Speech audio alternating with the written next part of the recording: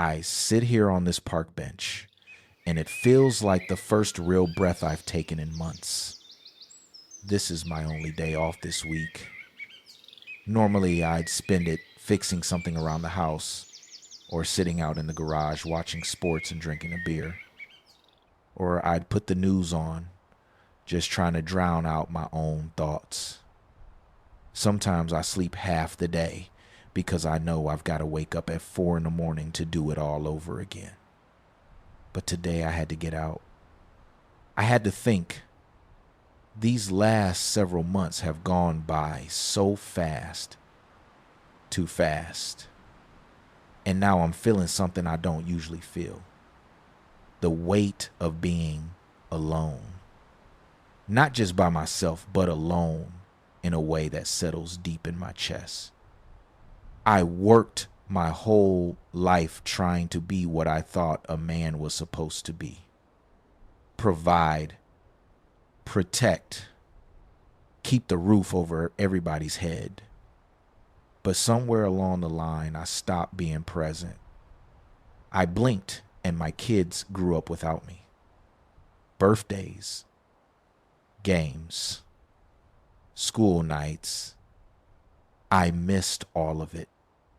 Proms, award ceremonies, even Christmas morning sometimes. Always working, always tired, always at work, trying to make sure the bills were paid.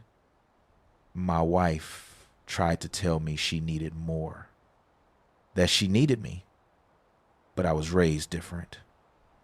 Raised in the South where my father taught me that real men work and everything else comes second, where showing emotion made you look weak, where the world already treated you less than, so you had to work twice as hard to prove otherwise. My wife waited until our youngest graduated, then she left. Said she wanted to live again. Said she was tired of feeling invisible. Told me that at 52 she was tired of feeling like her life was already over. I thought we were fine, but that was just me ignoring the truth. But I was so tired all the time. Physically tired, mentally tired. Didn't know how to do anything different. I watched my own father work himself into the ground. He barely talked, barely smiled, and when he died, it felt like he never lived at all. But back then, I thought that was just what men did. You survive. You keep your head down. You don't complain. My mother never let on about any problems. Or maybe she did and we were too young, too blind to see it. And now here I am, 55 years old, sitting on a park bench, realizing I turned into the same man I watched growing up. The judge awarded her the house I worked myself to the bone to pay for. So I moved into a small apartment across town. Boxes still packed. Rooms too quiet. A bed that doesn't feel like mine.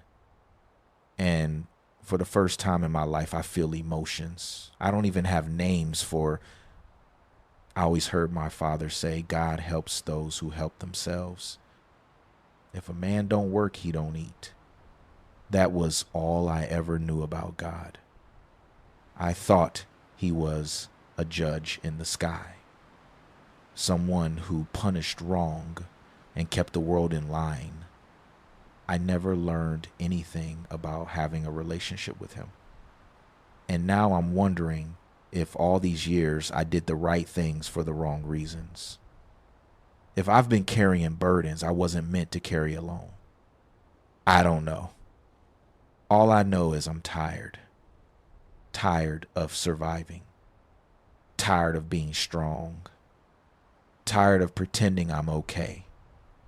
And for the first time, I'm admitting it to myself. Wow, that's a lot to carry by yourself, my friend. Whoa. Wait, wait. Where did you come from? I've been here all along. You just didn't notice me. You've been walking with so much weight on your shoulders that you forgot your heart was allowed to breathe, too. You spent years trying to be strong, trying to be the man you were taught to be, but no one ever taught you how to be whole. Listen to me. The Lord said in Isaiah 41, verse 10, "Do not fear, for I am with you." You did not fail as a father. You were exhausted, doing the only thing you knew to keep your family afloat. And you did not fail as a husband. You were caught in a cycle passed down from men who never learned how to rest in God. But there is another way to be a man. You were never meant to face every burden in silence. Jesus never asked you to carry the weight of a whole household by yourself. He said in Matthew 11, verse 28, "Come to me, all who are weary, and I will give you rest." You think everything is over, but it's not. Your wife may have walked away, but Jesus did not. The years you think you wasted are not beyond his reach. And the parts of your heart you thought were dead can live again. Look at your children. Jason waits for the day his father sits with him and listens. Charles carries your strength, but he needs your presence. And your daughter, Lisa, stepping into adulthood, needs a father who can guide her with wisdom and love. The Lord is close to the brokenhearted. That is Psalm 34, verse 18. Your story is not finished. Your family is not lost. Jesus can restore what life pulled apart. A renewed man loves differently. A healed man shows up. A man who walks with Jesus learns how to be present, not just responsible. You are tired, but you are not forgotten. You are hurting, but you are not hopeless. And if you let him, Jesus will rebuild your life piece by piece. For Jeremiah 29, verse 11 says, "He still has plans to give you a future and a hope. One step at a time, my friend. One day at a time." Thank you for everything you just said. You don't know how much I needed to hear that. Thank you. Truly. But, hold on. How did you know my children's names? Hello? Sir, where did he go?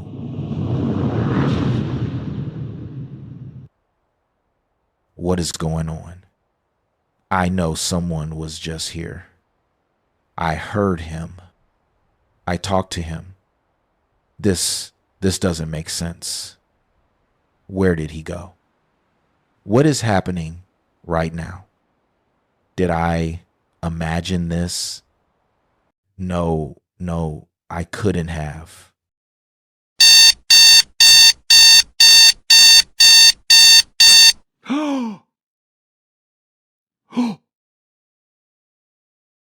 Was that a dream? No, it felt too real. His voice, those words, they're still in my chest. I can still see him sitting beside me. But he's gone. The bench, the park, it all vanished the moment I opened my eyes. God, what just happened? Was that you? Did you really just speak to me in a dream? I've never felt anything like this before.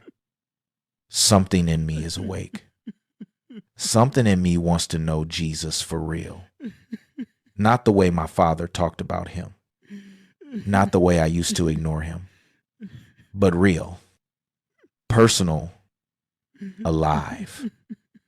And my kids, God, my kids, I need to reach out to them. I need to be the father they've been waiting on. Life isn't over for me. It feels like it's only just beginning. I've spent so much of my life working and trying to survive.